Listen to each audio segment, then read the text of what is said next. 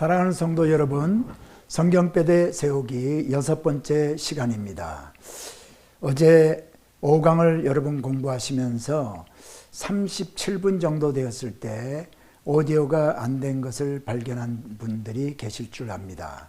제가 마이크의 그 배터리가 다 됨으로 말미암아 마이크로부터 녹음이 되지 않아서 제가 카메라에 있는 음성을 따서 편집을 다시 해서 다시 올렸습니다. 그러니까 여러분 어제 5강을 공부하시다가 37분부터 녹음이 안 돼 있어서 중도에 이렇게 끝날 수밖에 없었던 분들은 오늘 다시 5강에 들어가셔서 이제 37분 정도부터 다시 한번 듣고 6강을 이렇게 오시면 좋을 것 같습니다. 죄송하다는 말씀을 드리고요. 앞으로는 이런 일이 없도록 최선의 노력을 하겠습니다. 자, 오늘 공부할 부분은 아브람입니다. 5강에서도 아브람이 애굽에서부터 돌아와서 베델에서 살 때에 이제 롯과 이 아브람의 소유가 너무 많아서 그 종들이 서로 다툼으로 말미암아 아브람이 롯에게 이제 같이 이렇게 있는 것보다 헤어지는 게 좋겠다. 그래서 이 롯에게 너가 먼저 택해라. 좋은 것을 네가 택하면 내가 남은 것을 내가 택하겠다. 네가 좌하면 내가 우하고 네가 우하면 내가 좌를 하겠다. 그래서 이 롯이 요단 들판을 바라봤더니 물이 넉넉하고 에덴 동산 같고 그리고 애국가 같았더라. 육신적으로 볼 때 참 물이 넉넉하고 사람 살기가 좋은 것 같아서 에덴 동산이 아니라 그 요단 들판을 이제 택한 것을 우리가 지난 5강에 말씀을 드렸습니다. 그리고 이 아브라함은 하나님께서 네가 밟는 것을 다 내가 주리라 이렇게 해서 아브라함이 가서 살게 된 곳이 바로 헤브론이죠. 헤브론에 가서 살게 됩니다. 자, 그래서 거기까지 이제 말씀을 드렸습니다. 그리고 이제 헤브론의 사진을 제가 좀 보여드린다고 했는데 먼저 몇 군데 사진을 좀 보여드리겠습니다. 이 헤브론에는 지금 이제 그 팔레스타인 지역이기 때문에 성지 순례를 가더라도 헤브론에 이렇게 가는 것은 조금 위험해서 가지 않는 분들이 많이 있습니다. 오래전에 찍은 사진인데, 자, 헤브론에 있는 이 건물은 그 막벨라 굴 위에 만든 건물인데요. 이것도 헤롯이 이제 지은 건물이다 하는 것을 알 수가 있고요. 자, 그 다음에 이 사진은 막벨라 굴 위에 있는 그 모형입니다. 모형. 그 다음에 이것도 모형이고요. 자, 이 사진을 지금 보여드리는 이 사진은 그 막벨라 굴 위에 있는 건물의 그 돌을 보여주는데요. 돌을 깎아서 이제 한 돌인데요. 이 돌을 헤브론이 아니고 저기 헤롯 대왕이 건물을 지을 때는요. 이런 스타일로 돌과 돌 사이에 이런 리비유, 이런 홈을 파가지고 이렇게 짓습니다. 그래서 이것도 헤롯 대왕 때 지은 건물이다라고 여기는 사람들이 많이 있습니다. 자, 지금 여기도 보니까 이 리빌이 잘 보이죠? 제가 리빌은 바로 이것을 얘기합니다. 그래서 헤롯 성전 지금의 성전산에 가서 성전산 밑에 그 석축을 쌓은 것을 보면은 또 이런 스타일로 헤롯 대왕이 했기 때문에 거기 있는 돌이 이런 스타일로 되어 있습니다. 자, 이거 내부고요. 막벨라 굴의 실링입니다. 물론 막벨라 굴 위에 건물 지어놓은 거죠. 기념 건물을 지어놓고 거기 이제 있는 건데 지금 여기 보면은 이게 이제 아브라함의 가묘입니다. 가묘. 그리고 사라의 가묘, 이삭의 가묘. 이게 이제 여기 지금 보이는 이게 아래 동굴로 내려가는 막벨라 굴로 내려가는 통로입니다. 네. 자, 그리고 여기에는 아브넬의 묘도 이렇게 있죠. 아브넬은 이스보셋, 그러니까 사울 밑에서 군대 장관으로 사역했던 사람인데, 사울이 죽고 나서 사울의 아들 이스보셋 밑에서 군대 장관으로 이렇게 있다가 요압 장군에게 의해서 살해당한 인물이 바로 아브넬입니다. 아브넬. 자, 나중에 제가 아브넬의 이야기라든가 또는 그 아브넬과 요압 장군의 그 관계, 그리고 또 사울이 죽고 나서 아브넬이 이스보셋과 함께 망명 가서 마하나임이라는 곳에 망명 정부를 세운 이야기, 이런 거 다시 제가 말씀을 드리도록 하겠습니다. 자, 이제 이 롯은 소돔에 가서 이제 살게 되는데, 소돔에서 살 때에 북쪽에 있는 시날 왕이라든가 또는 무슨 왕이죠? 북쪽에 있는 고멜 왕, 이런 왕들이요 쳐들어옵니다. 쳐들어오는 이유가 12년 동안 소돔 왕이 조공을 바치고 이렇게 잘 섬기다가 13년째가 돼가지고 이 섬기는 것을 포기하고 배반을 하게 됩니다. 그랬을 때 시날 왕하고 엘람 왕이네요. 시날 왕과 엘람 왕. 시날은 어디냐면 저 바벨론 평지에 있는 데가 바로 시날인데요. 거기에 있는 왕이 소돔 왕이 그 12년을 섬기다가 이제 배반을 하게 되니까 13년째에 와서 14년째에 대해서 이제 시날 왕, 엘람 왕 이런 왕들이 연합군을 만들어서 소돔과 고모라를 쳐들어옵니다. 그래서 시딤 골짜기에서 전쟁을 하는 이야기가 이제 나오죠. 그런데 전쟁을 했을 때 이제 소돔이 전쟁에서 지게 됩니다. 그래서 그 사진을 제가 좀 보여드리면, 지금 지도입니다. 지도인데, 자, 지도를 좀 제가 레이저 포인트를, 이 북쪽에서 전쟁을 하러 올 때 이렇게 남쪽으로 내려와서 이 시딤 골짜기가 바로 이 아라바라고 하는 여기라고 이제 생각이 되는데요. 여기 와서 소돔은 여기 있고, 그래서 여기 와서 전쟁을 해가지고 이 재물을 빼앗아 가고요. 그 다음에 성경에 보니까 아브라함의 조카 롯을 잡아갑니다. 그랬을 때 이 아브라함이 자기 집에서 길리운 종, 그러니까 하인들 318명을 데리고 이제 구출한 이야기가 나오죠. 그래서 구출하고 돌아왔을 때 소돔 왕이 이제 먹을 것이나 이런 거 가지고 와가지고 이 아브라함을 영접하는 이야기가 나오고, 또 살렘 왕 멜기세덱이 나와서 이제 영접을 하는 이야기가 나옵니다. 그랬을 때 아브라함이 자기가 탈취한 것 중에서 10의 1을, 자기의 소유의 10의 1을 10분의 1, 11조죠. 이 멜기세덱에 이렇게 바치는 그런 이야기가 나오고요. 여기에서 하나님의 영원한 제사장이라는 타이틀로 멜기세덱이 나오게 됩니다.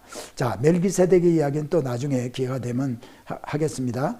자, 그리고 소돔과 고모라가 이제 멸망하는 이야기가 나옵니다. 이때는 아마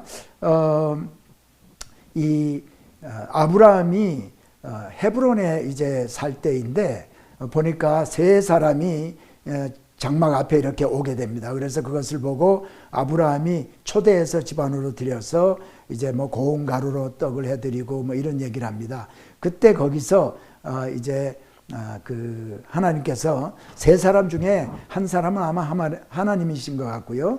두 사람은 천사인 것 같습니다. 그래서 하나님이 이제 사라를 통해서 아이가 날 것을 말씀을 하시고, 거기서 어떤 말씀을 하시냐면은 이제 소돔과 고모라를 이제 멸망하러 가는 이야기를 하게 됩니다. 그랬을 때 우리가 잘 아는 대로 아브라함이 거기에 의인 50인이 있어도 의인 악인을 위해서 의인까지 거기 포함해서 죽이겠습니까?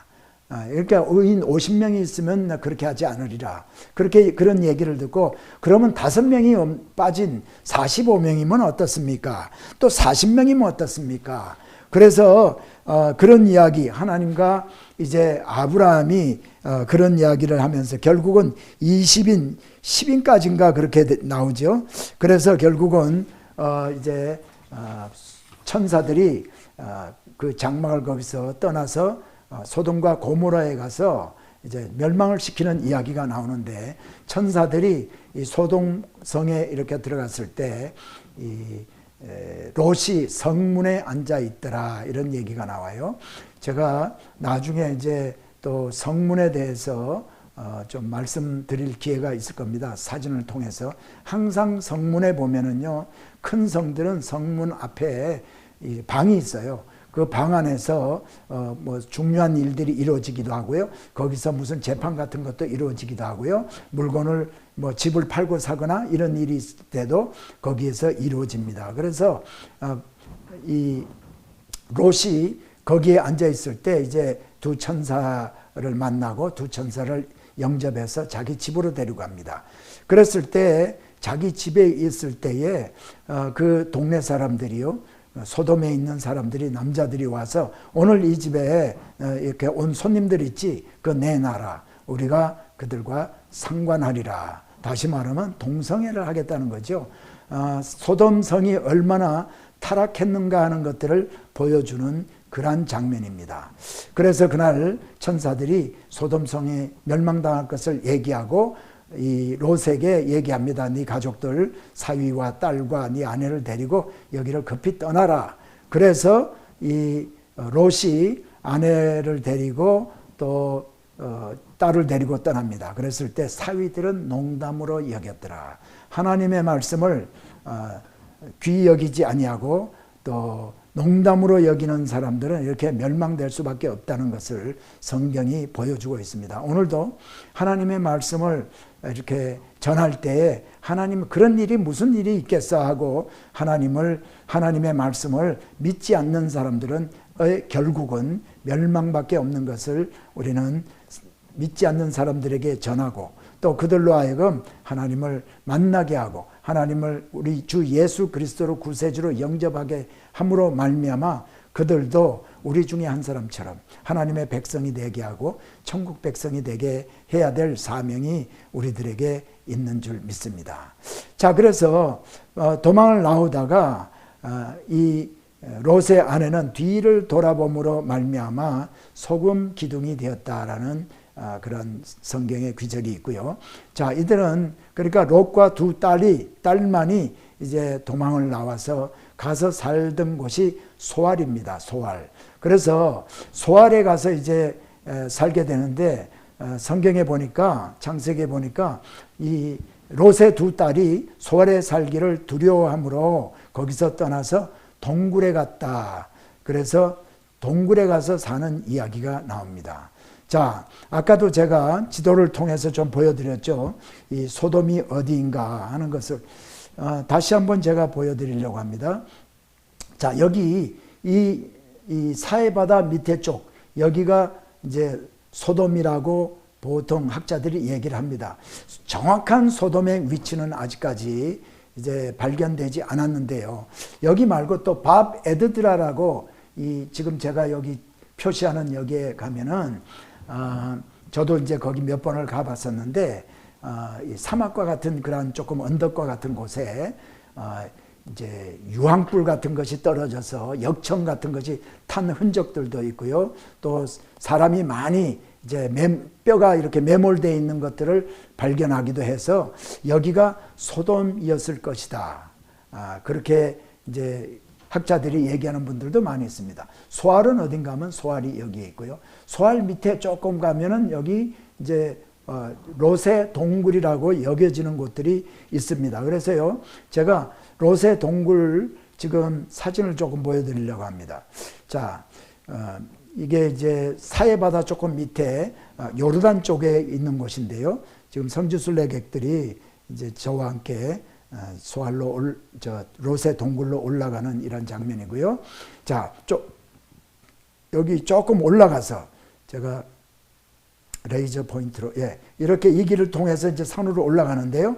올라가면서 이제 중턱에서 찍은 사진인데 여기에 지금은 박물관, 이 박물관이 여기 있습니다. 그래서 여기 안에 들어가면 옛날 이 지역 시대 때 구석기 시대, 신석기 시대 때 살던 사람들의 유물들 그런 것들 뭐 이렇게 전시를 해놓고 또 사진도 전시를 해놓고 이렇게 하죠.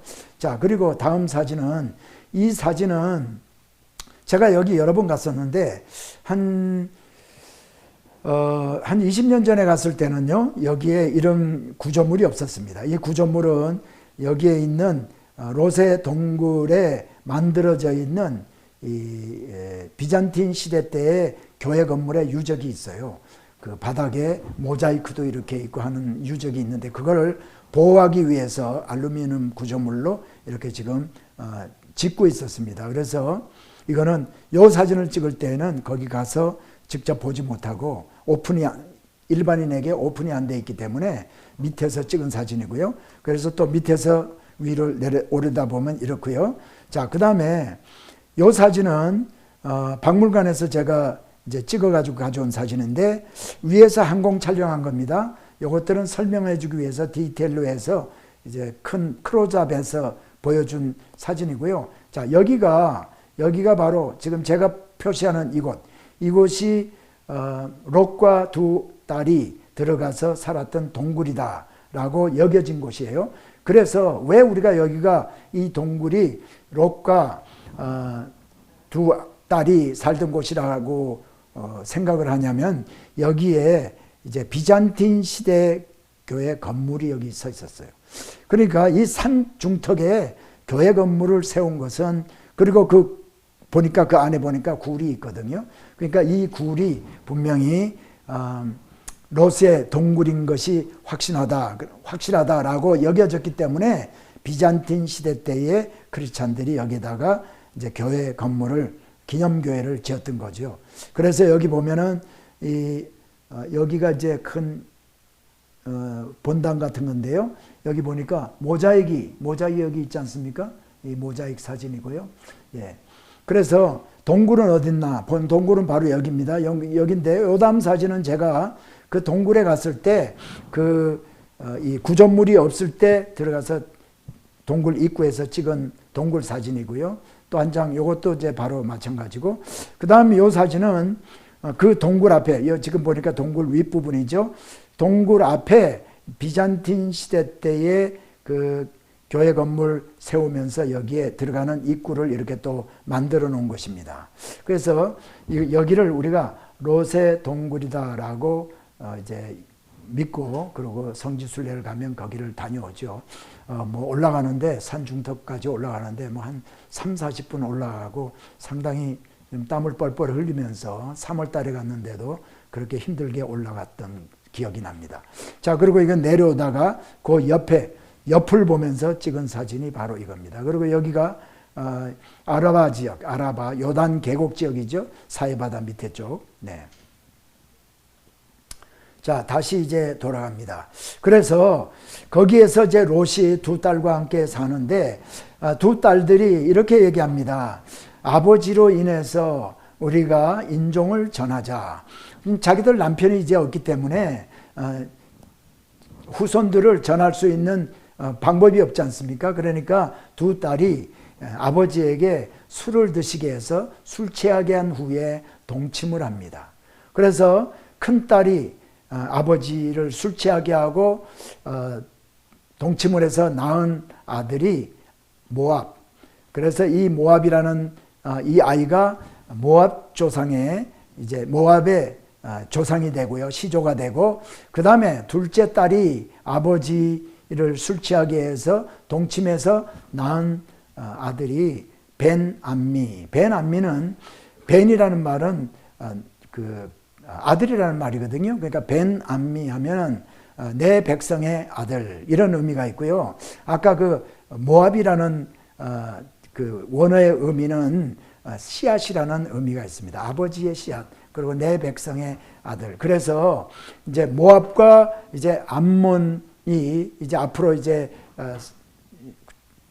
구약을 공부하면서 계속해서 나올 텐데 결국은요 암몬과 모압이 아브라함의 그 친척입니다. 아브라함의 후손입니다. 왜? 아브라함의 조카 롯을 통해서 두 딸에 의해서 이제 나온 백성이기 때문에. 그래서 우리가 성경에 12지파를 제외하고 중요한 지파들이 족속이 누군가 하면 이제 에돔, 모압, 암몬입니다. 에돔은 그 에서가 여기 이제 이 에돔의 족장이죠. 그래서 에서는 누군가 하면 야곱의, 아직까지 이제 야곱은 등장하지 않았지만은 야곱의 형이 에서입니다. 그리고 그래서 에서는 에돔의 조상이고 롯의 두 딸이 낳은 암몬과 모압과 암몬. 그래서 이 세 족속들은 12지파하고 다 사실은 친척 관계가 된다라는 것을 이제 한번 우리가 머릿속에 넣고 또 성경 공부를 계속해서 하기를 원합니다. 자,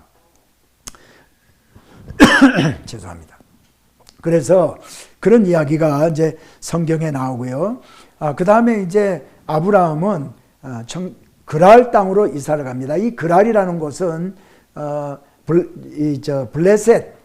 블레셋에 있는 땅 중에 하나고, 그랄 왕은 바로 블레셋 족속 중에 한 사람입니다. 그래서 그랄 왕으로 갔다가 그랄 지역에서 또 이렇게 대접을 잘 받지 못하고 이 아브라함은 부엘세바라는 곳으로 갑니다. 부엘세바라는 의미는 일곱 우물이라는 곳입니다. 여러분, 가는 데마다 고대 시대 때는 사람이 살기 위해서 우물을 먼저 파죠. 물이 없으면은 살 수가 없기 때문에 아브라함도 여기 가서 우물을 7개를 파게 됩니다. 그래서 이 지역을, 이 도시를 부엘세바다 이렇게 얘기를 합니다. 자, 부엘세바 또 우리가 사진을 한번 보여드리겠습니다. 부엘세바 유적지 앞에 우물이 이렇게 있어요. 이 우물이 여기 있고, 그 다음에 여기 타마리스크 나무가 여기 이렇게 있습니다. 그래서 에셀나무인가요? 한국말로? 자, 그 다음에 이 타마리스크 나무, 그 다음에 부엘세바 앞에 있는 우물. 그리고 거기에 유적지에 가서 보면은요, 이런 제단이 이렇게 있습니다. 제단.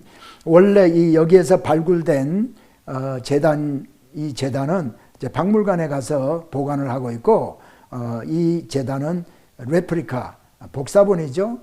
그런 것이 이렇게 있는데, 이 번제단입니다. 이 번제단. 네 기퉁이에 뿔이 있고, 그런데 이 뿔은 하나님의 권위를 상징한다고 그랬죠. 그래서 여기서 이제 번제를 드리고 있는데, 이 제단은 하나님의 말씀대로 만들어진 제단이 아닙니다. 왜냐하면 하나님께서 이스라엘 백성들에게 명령하시기를 돌로 이 제단을 만들 때 정으로 다듬지 말라고 했습니다. 그런데 이거는 다듬은 제단이 거기서 발굴이 되었죠. 자, 그리고 이 부엘세바에서 거기 가면은 부엘세바 이 원래는요, 여기를 이런 데를 텔이라고 그래요. 텔. 다시 말하면 텔인 무엇인가 하면요, 인공 언덕입니다. 이 인공 언덕. 사람들이 오래 살다 보니까 점점 언덕이 높아져요. 자, 여기서 제가 이 텔에 대해서 조금 말씀을 드리겠는데, 우리가 성지순례를 가서 이스라엘에 가면 부엘세바라는 곳이 있고 텔 부엘세바가 있어요. 지금 도시 이름도 부엘세바입니다. 그리고 고대 시대 때 있었던 그 아브라함이 살았던 그러한 지역, 그러한 도시가 텔 부엘세바인데, 왜 텔 부엘세바라 그러냐? 이거는 유적지란 말이죠. 그러니까 텔이라는 말이 무슨 얘기냐면 인공 언덕입니다. 인공 언덕. 그래서 이 텔아비브도 그런 의미에서 텔아비브죠. 텔아비브. 예. 그래서 인공 언덕인데 왜 인공 언덕이 이렇게 조성이 되는가? 지금도 유적지에 가서 보면은요, 터키라든가 또는 이스라엘, 요르단 이런 데 가서 보면 이 고대 유적지, 고대 도시들이 다 이런 언덕에 올라가 있어요. 우리 한국으로 말하면은 경주에 가면은 왕릉들 있지 않습니까? 고분. 왕릉들인데 왕릉보다 훨씬 큰, 왕릉은 뭐 이렇게 좀 생겼지만은 이 텔은 완만하면서 큰 언덕입니다. 그래서 여리고, 지금 텔 에스술탄이라고 그러는 곳이 여리고인데, 여리고도 가서 보면 지금 미식 축구장의 한 4배 정도 되는 텔이에요. 텔은 인공 언덕인데 왜 이런 인공 언덕이 조성이 되는가 하면은요, 여러분 고대 시대 때 사람이 살 수 있는 조건이 뭘까요? 몇 가지가 있습니다. 근데 그 중에서 가장 중요한 3가지가 있어요. 처음에 첫째, 거기에 물이 나와야 돼요. 거기에 우물을 팠을 때 물이 나와야, 물 없으면 사람이 살 수가 없기 때문에 물이 나와야 됩니다. 두 번째는 농사 지을 땅이 있어야 돼요. 그래서 농사 지을 땅이 있고, 뭐 돌짝밭 같은 데는 안 되겠죠. 그래도 농사 지으면은 뭐 이렇게 식물을 거기서 구할 수 있는 그런 땅이 있어야 돼요. 세 번째 조건은 이렇게 골짜기가 아니라 언덕이라야 합니다. 그렇기 때문에 원래 사람들이 가서, 아브라함이라든가 뭐 누가 이런 사람, 고대 사람들이 가서 살기 시작할 때는 조금 높은 곳, 주위의 다른 어떤 지형보다도 조금 높은 곳을 가서 이제 살기 시작합니다. 자, 그렇게 살기 시작하다가 살면 뭐 집도 지어야 되고 성벽도 쌓아야 되고 뭐 그렇게 살지 않겠습니까? 근데 고대일수록 이제 돌로도 성벽을 쌓고 돌로 집을 짓기도 하지만은요, 또 흙벽돌을 만들어 가지고 이렇게 삽니다. 그러다가 전쟁을 하게 되면, 불이 타고 뭐 이렇게 되면은 사람들이 거기서 떠나기도 하고, 또는 폐허가 된 거기를 이렇게 뭉개 가지고 또 이렇게 다시 이제 거기다 집을 짓고 또 살지요. 자, 여러분, 그 사람이 살던 그 성읍을 떠나게 되는 경우에는 몇 가지 경우가 있어요. 첫째, 전쟁으로 인해서 폐허가 됐을 때 사람들이 여기 말고 우리 딴 데 가서, 깨끗한 데 가서 구해서 살자, 이럴 수도 있어요. 또 거기에 물이 안 나올 수도 있어요. 농사 짓는 땅은 뭐 계속 있지만 물이 나오다가 물이 마르게 되면 사람들이 떠납니다. 그 물 말라서 그 다음에 100년, 200년이 지나도 거기에 물이 나오지 않는다면 사람들이 다시 가서 살지 않습니다. 또 한 가지, 질병이 걸려서 많은 사람들이 한꺼번에 죽어요. 그렇게 되면 살아있는 사람들이 안 되겠다, 여기서 우리가 떠나야 되겠다, 떠나기도 합니다. 그런데 거기가 농사지을 땅이 있고 또 물이 나오고 그러면 뭐 몇십 년 지나서 또 다시 와서 살게 됩니다. 자, 그랬을 때 전에 있던 폐허를 다 허물어뜨리고 다시 짓습니다. 그러니까 점점 이런 것이 1000년, 2000년이 지나게 되면 점점 이 언덕은 지금 쌓여가죠. 높게 쌓여갑니다.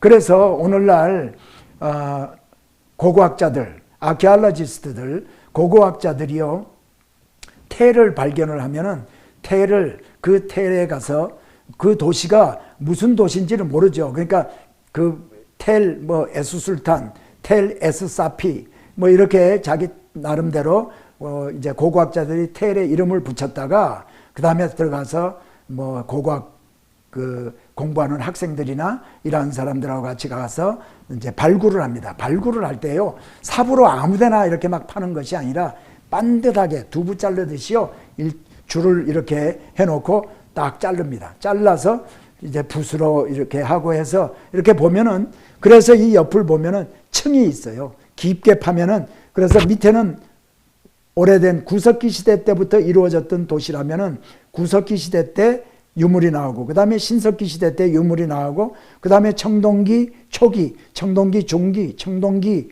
말기, 그 다음에 철기 시대, 그 다음에 철기 시대 후기, 이렇게 해서 쭉 나오게 되죠. 자, 그래서 이 지금 부엘세바도요, 예전에는 여기 다 언덕으로, 지금도 조금 언덕이에요. 그러나 언덕으로 다 덮여 있던 것을 지금 흙을 다 걷어내고 남은 게 지금 이겁니다. 그래서 여기 지금 보이는 이것이 도로입니다. 도로고 사람 살던 뭐 집들이 있고 여기 성벽이 이렇게 있죠. 그리고 고고학자들이 이런 텔을 발굴을 하게 되면 제일 먼저 발굴하기를 원하는 것들이 뭐냐면 성문입니다. 성문을 발굴하고 그 다음에 뭐 왕이 살았던 곳이라든가 이런 것들을 이제 발굴을 하는데, 지금 이것 여러분이 보고 계시는 이것은요, 철기 시대 때, 그러니까 철기 시대 하면은 뭐 다윗 시대쯤 되죠. 그러니까 아브라함 시대 이후의 유적들입니다. 그래서 요 밑에 더 파면은 아마 청동기 시대, 중기, 아브라함 시대 때도 나올 수도 있겠죠. 자, 그래서 여기에 이제 보이는 이 벽들, 이런 것들이 다 사람 살던 브엘세바 시대 때의 그 유적들 남아있는 거고요. 이것도 보면은 철기 시대의 글레이셔라고 그래가지고 지금 여기 보니까 돌이 보이죠? 이 돌. 그레이시어가 뭐냐면은요, 그레이시스. 이게 뭐냐면은 성벽이 이제, 성이 언덕으로 이렇게 돼 있지 않습니까? 언덕이 돼 있는데 돌로 이렇게 쭉 쌓은 다음에 거기 석회를 발라가지고요. 사람들이, 적들이 올라오는데 미끄러지게, 올라오지 못하게 이렇게 고대시대 때는 만들어 놨거든요. 그런 유적이 이렇게 보이고요. 지금 이것도 철기 시대 때의 그 링 로드, 이 도로가 이렇게 커브를 만들어 가지고 이렇게 돼 있는 도로가 이제 발굴이 되었고요. 자, 여기 보니까 돌로 이 벽을 쌓았고 그 위에 또 진흙으로 진흙 벽돌을 만들어 가지고 쌓은 게 보이죠.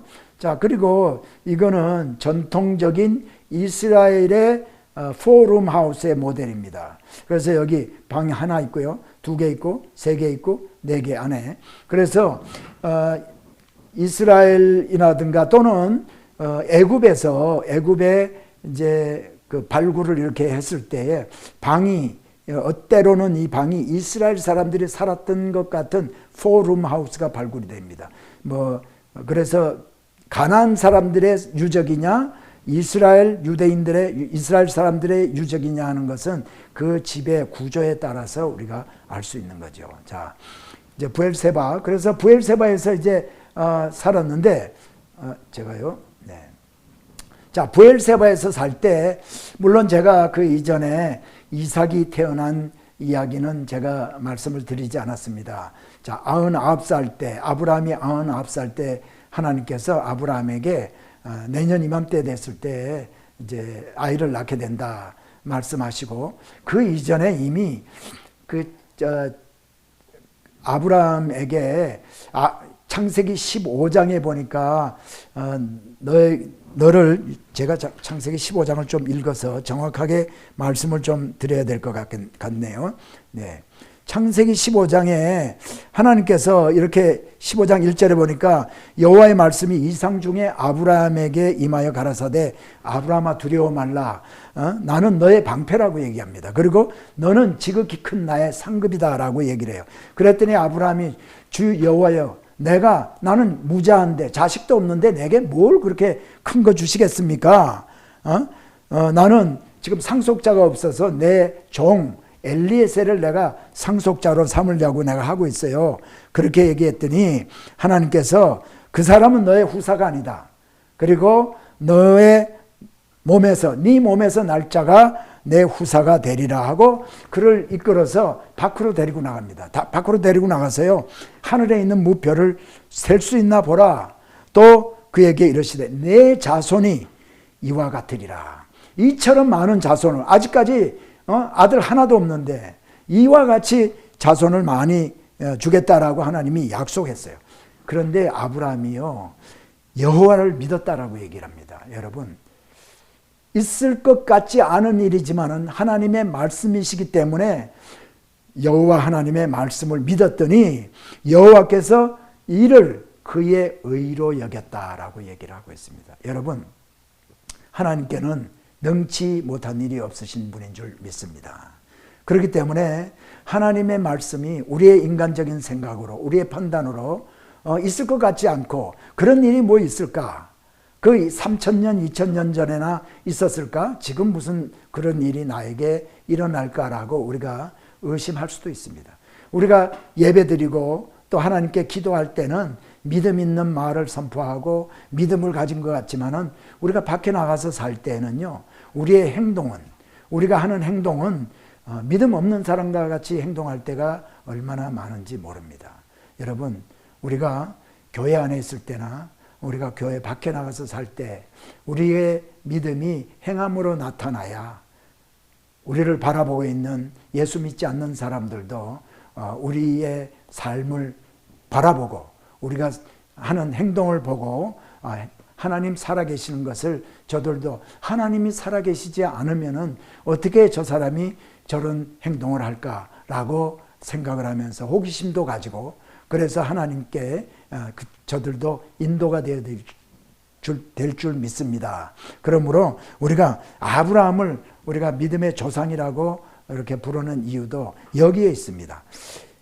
믿을 수가 없는, 도무지 그런 일이 일어나지 않을 것 같지만은 아브라함이 여호와를 믿으니 여호와께서 그를 의로 여기시고 그에게 이제 약속을 해줍니다. 이 땅을 내게 줘 업으로 삼게 하겠다. 그래서 내가 갈대아 우르에서 이끌어낸 여호와로라라고 얘기를 합니다. 그리고 이제 하나님께서요 또 아브라함에게 이렇게 얘기합니다. 너는 정령이 알라. 내 자손이 이방에서 객이 되리라. 그래서 그들을 네가 섬기게, 너네 자손이 그들을 섬기게 될 것이야. 그런데 400년 동안 네 자손을 그들이 괴롭게 할 것이다. 그러면서 그 섬기는 나라를 너네들이, 너희 후손들이 가서 섬기는 그 나라를 내가 징치할 것이다. 징계를 하게 될 거라는 거죠. 그렇게 된 후에 그 자손이 큰 재물을 이끌고 나오리라 라고 하나님이 말씀을 하십니다. 사랑하는 성도 여러분, 이게 나중에 요셉과 야곱의 때에 가서 이루어집니다. 요셉이 나중에 요셉 공부할 때 우리가 좀 말씀을 드리겠지만, 요셉이 애굽의 형들에 의해서 종살이로 팔려갈 때에 요셉이 이거를 상상이나 했겠습니까? 요셉은 하나님께서 요셉에게 꿈을 주셔서 결국은 그것 때문에 미움을 받고 애굽으로 팔려가지만 나중에 애굽의 바로에 의해서 국무총리가 되고, 총리가 된 후에 야곱의 아들들 모두가 70인이 애굽으로 이주를 하게 됨으로 말미암아 400년을 여기서 살게 됩니다. 그래서 결국은 하나님 말씀 15장, 창세기 15장에 있는 하나님의 말씀처럼 이제 종살이를 하다가 그들을 섬기다가 하나님께서 그들에게 징계를 하고 나서야 이들이 돌아오게 됩니다. 여러분, 하나님의 말씀은 1.1획도 변함이 없는 줄 믿습니다. 그리고 또 이제 이런 일이 있어가지고 4대 만에 이 땅에 돌아온다. 근데 하나님께서 이 말씀을 해요. 지금 이는 이 땅으로 400년 후에 돌아오게 될 텐데, 이 이유는 아직까지 이 땅을 내게 주겠다고 내가 약속은 하지만은 아직까지는 아니야. 왜냐하면 여기에 살고 있는 아모리 족속의 죄악이 아직까지도 내쫓을 만큼 그렇게 관영하지 않았다. 죄악이 그렇게 깊지 않다는 얘기죠. 그러니까 400년 동안은 하나님이 기다리십니다. 이 아모리 족속들이 죄악 가운데 정말 쫓김을 당해도 괜찮을 만큼 죄악이 관영했을 때, 그리고 하나님께서 아브라함의 그 후손들을 애굽에 가서 살게 한 이유는 큰 민족을 이루게 하기 위해서입니다. 하나님께서는요, 아브라함의 후손들을 통해서 하나님 나라를 만드시려는 계획이 있으셨어요. 하나님 나라 하면은요, 나라의 3대 요소가 있지 않습니까? 나라의 3대 요소 첫 번째는요, 영토가 있어야 됩니다. 그래서 하나님은 아브라함에게 너와 내 후손에게 이 땅을 주리라 여러 번 약속을 하십니다.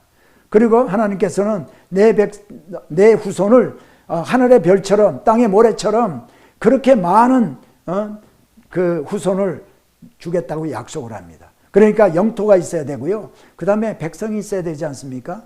백성은 하나님께서 아브라함의 후손을 통해서 하나님 나라의 백성으로 삼겠다는 하나님의 의지가 여기 있는 거죠.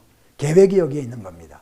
그리고 하나님 나라의 주권은 누굽니까? 오늘날 우리 민주국가의 주권은 국민에게 있지 않습니까? 영토와 그리고 백성과 그리고 주권이 있어요. 주권은 국민에게. 자, 근데 하나님 나라의 주권은 하나님에게 있습니다.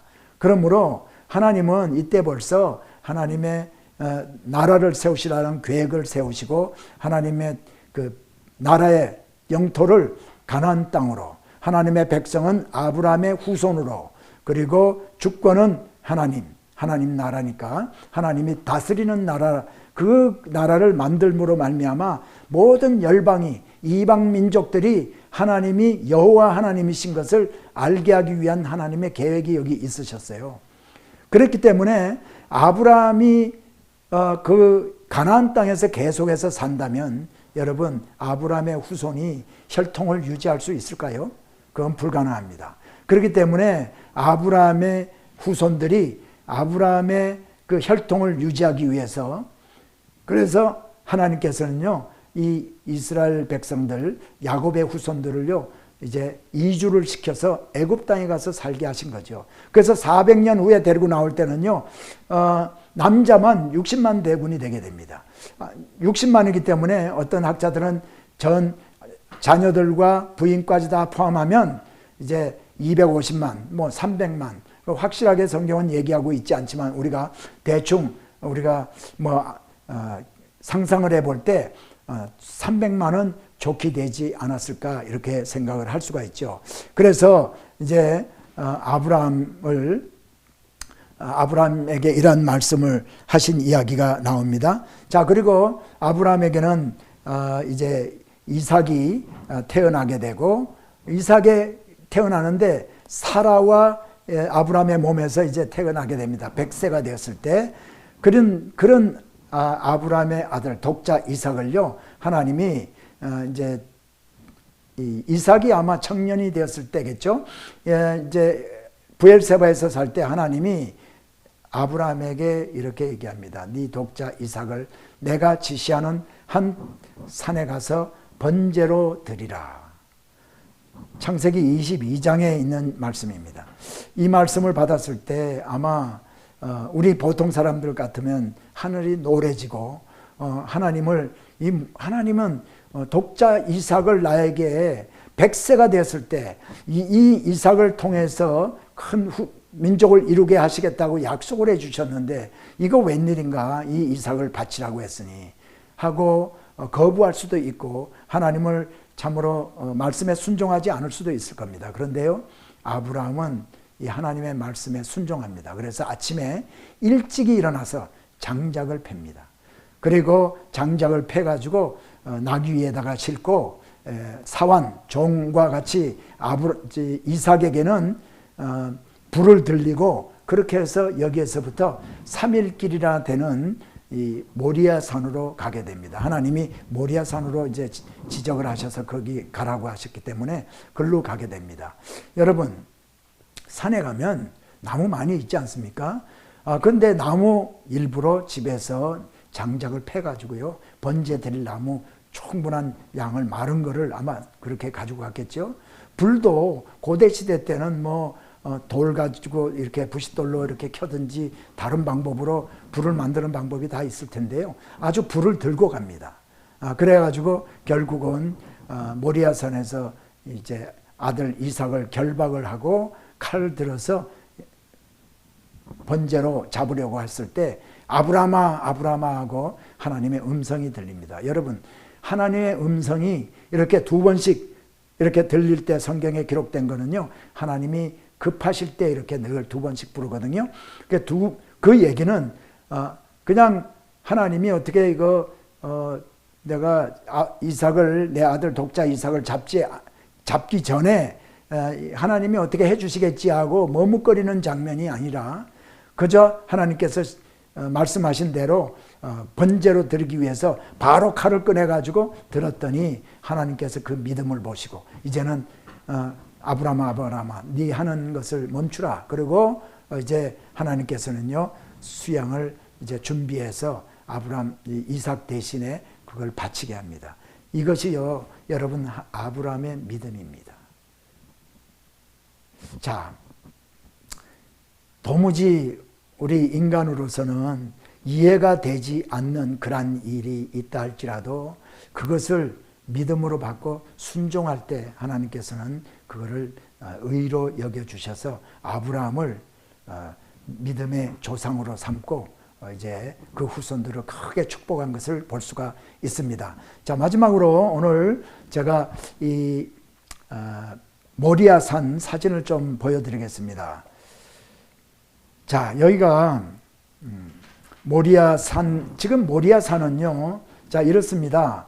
아브라함이 이삭을 바쳤던 그 모리아산의 제일 꼭대기에 바위가 이렇게 있어요. 거기에서 이제 이삭을 바쳤던 곳이다라고 여겨지는 이곳이 이제 사무엘 하에 가서 보면은요, 아라우나의 타작마당이 됩니다.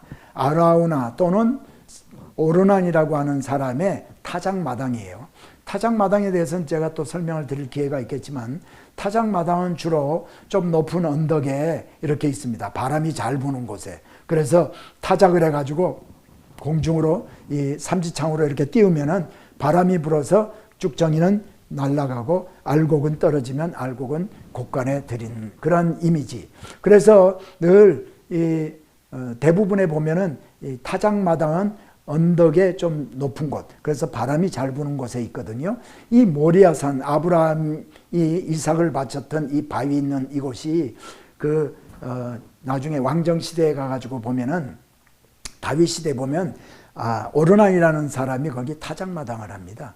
그런데 그때 제가 조금 더 다윗 시대 이야기로 잠깐 넘어가겠는데, 다윗이 이제 인구조사를 하게 됩니다. 인구조사는 전쟁을 할 때 칼을 잡는 사람이 얼마나 될까 알기 위해서 하는 게 인구조사거든요. 하나님이 이것을 기뻐하지 않아서 재앙 3가지를 이제 주면서 이것 중에서 네가 뭘 선택해라 그랬을 때 이제 그 질병에 온역이 걸려가지고 전부 많은 사람들이 죽는 그런 재앙을 다윗 시대 때 받게 되는데, 그랬을 때 다윗이 하나님 앞에 화목제를 지내기 위해서 이 아라우나 타작마당에 올라가서 이제 제사를 지냅니다. 이거 제가 나중에 왕정시대 때 가서 다윗 시대에 가서 다시 한번 설명을 다시 자세하게 들으면서 그 의미를 한번 말씀을 드리겠는데요.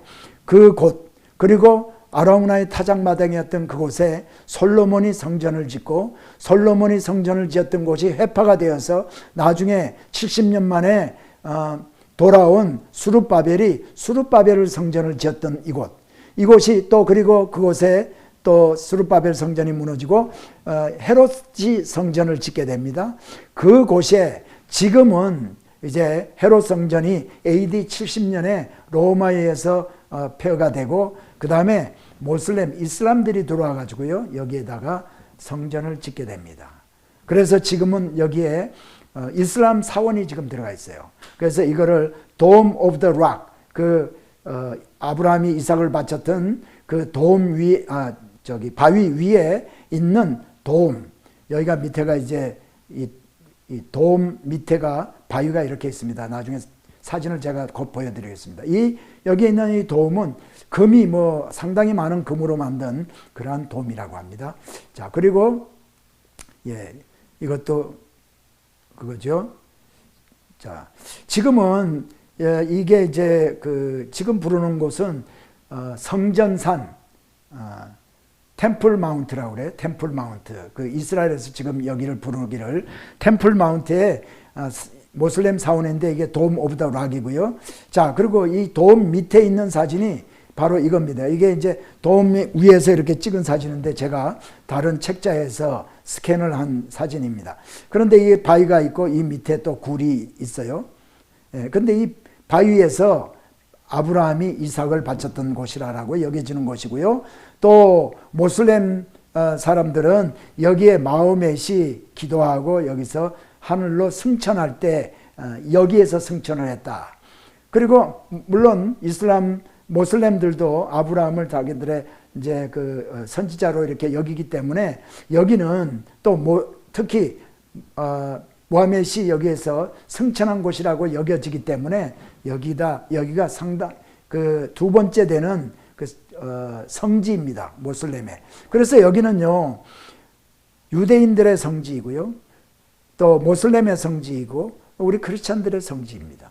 그래서 여기에 또 혹자들은 3차 세계대전이 이 성전 터 때문에 되게 될지도 모르겠다라고 얘기하는 사람들이 많아요. 재밌는 것은요, 여기에 있는 홈 발자국, 이거는 그냥 내려오는 재밌는 이야기입니다. 이 홈 발자국이 바로 바위에 이 발자국 같은 게 있잖아요. 홈이.